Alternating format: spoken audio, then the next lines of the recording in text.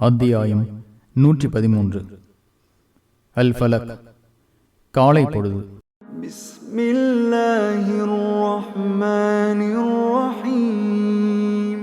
அளவற்ற அருளாளனும் நிகரற்ற அன்புடையவனுமாகிய அல்லாஹுவின் பெயரால்.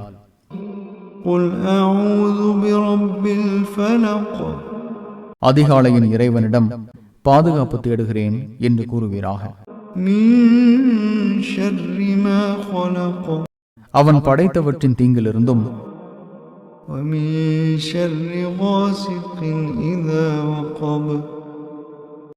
பரவும் இருளின் தீங்கை விட்டும்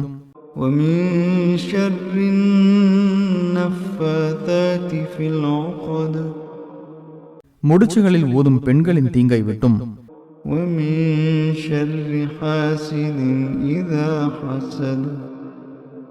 பொறாமை கொள்ளும் போது பொறாமைக்காரனின் தீங்கை விட்டும் பாதுகாப்பு தேடுகிறேன்